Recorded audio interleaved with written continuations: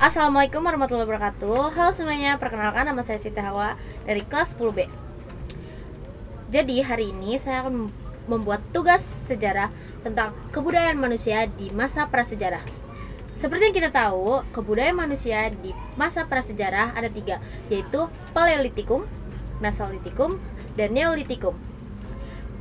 Kak, apa sih Paleolitikum itu? Jadi, Paleolitikum itu adalah zaman batu tua. Kenapa sih disebut Paleolitikum?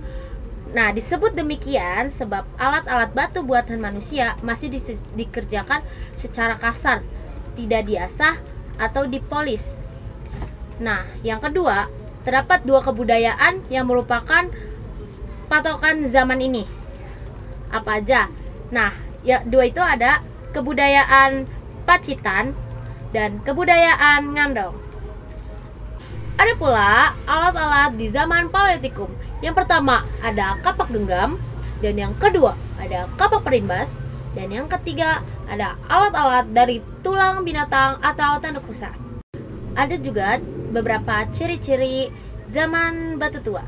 Yang pertama, pada zaman ini memiliki ciri-ciri khusus, yaitu peralatan terbuat dari batu atau tulang yang masih kotor. Yang kedua, jenis alat yang dipergunakan adalah kapak genggam, kapak perimbas, dan alat serpi. 3.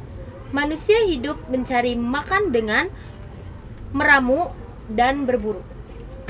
Keempat, bertempat tinggal secara nomaden atau berpindah-pindah. Yang kelima, belum mengenal seni. Dan yang keenam dan terakhir, belum mengenal agama. Oke, kita masuk materi yang kedua, yaitu zaman Mesolitikum atau zaman batu pertengahan. Mesolitikum atau bahasa Yunaninya mesos atau artinya tengah. Litos itu adalah batu atau zaman batu pertengahan, adalah suatu periode dalam perkembangan teknologi manusia antara Paleolitikum zaman batu tua dan Neolitikum zaman batu muda. Istilah ini diperkenalkan oleh John Lubbock dalam makalahnya yang berjudul Zaman Prasejarah, bahasa Inggris Prehistoric Times, yang diterbitkan pada tahun 1865. Namun, istilah ini tidak terlalu sering digunakan sampai V. Gordon Childe mempopulerkannya dalam bukunya The Dawn of. Ada pula ciri-ciri zaman Mesolitikum. Yang pertama, nomaden dan masih melakukan food gathering atau mengumpulkan makanan. Yang kedua, alat-alat yang dihasilkan nyaris sama dengan zaman Paleolitikum, yakni masih merupakan alat-alat batu kasar. Yang ketiga, ditemukannya bukti-bukti kerang di pinggir pantai yang disebut kejoken Mondiger atau sampah dapur. Yang keempat, alat-alat zaman Mesolitikum antara lain kapak genggam, kapak pendek, pipisan, dan kapak-kapak dari batu yang dibelah. Dan yang kelima, alat-alat di atas banyak ditemukan di daerah Sumatera, Jawa, Kalimantan, Sulawesi, dan Flores. Dan masih banyak ciri-ciri zaman Mesolitikum.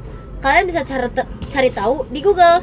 Dan ternyata masyarakat pada zaman Mesolitikum sudah mengenal kepercayaan dan penguburan mayat. Lukisan pada dinding yang dianggap magis, contoh gambar tangan untuk penolak bola, gambar kadal sebagai penjelmaan roh nenek moyang, gambar perahu sebagai alat transportasi roh nenek moyang ke alam baka.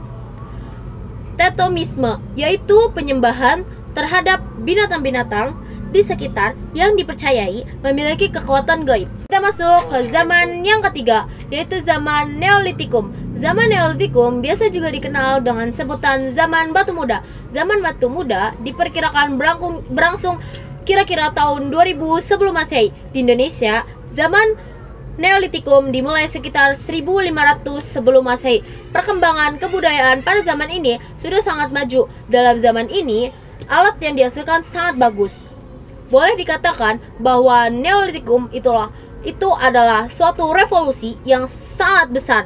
Dalam peradaban manusia, peradaban besar ini ditandai dengan perubahannya peradaban penghidupan food gathering menjadi food production. Cara hidup untuk memenuhi kebutuhan hidupnya mengalami perubahan pesat dari cara food gathering menjadi food production, yaitu dengan cara bercocok tanam dan memelihara ternak. Peralatan mereka terbuat dari batu yang sudah diasah sempurna dalam bentuk kapak-kapak persegi yang telah diberi hiasan yang indah sesuai dengan perkembangan seni pada waktu itu. Kepercayaan masyarakat pada zaman Neolitikum, penghormatan dan pemujaan kepada roh nenek moyang merupakan suatu kepercayaan yang berkembang di seluruh dunia. Kepercayaan masyarakat diwujudkan dalam berbagai upacara keagamaan, persembahan kepada dewa, dan upacara penguburan mayat yang dibekali dengan benda milik pribadi ke kuburannya. Terdapat dua macam penguburan, yaitu penguburan primer dan sekunder. Penguburan langsung atau disebut juga penguburan primer, di mana mayat dikubur langsung ke dalam tanah dan dimasukkan ke dalam tempayan secara utuh. Sedangkan sistem penguburan yang disebut cara penguburan sekunder, yaitu setelah mayat dikubur beberapa lama atau diletakkan di sebuah padang, lalu tulang benulangnya dipilih dan dengan upacara besar-besaran dikuburkan. Teknologi dan hasil budaya pada zaman Neolitikum. Yang pertama, kapak persegi, dan yang kedua kapak lonjong, yang ketiga mata panah, yang keempat gerabah dari tanah liat, yang kelima perhiasan, dan yang keenam pakaian dari kulit kayu. Sekian video dari saya, kurang lebihnya mohon maaf. Wassalamualaikum warahmatullahi wabarakatuh. What can I say and say alone? Don't know who, oh baby, I don't wanna say alone.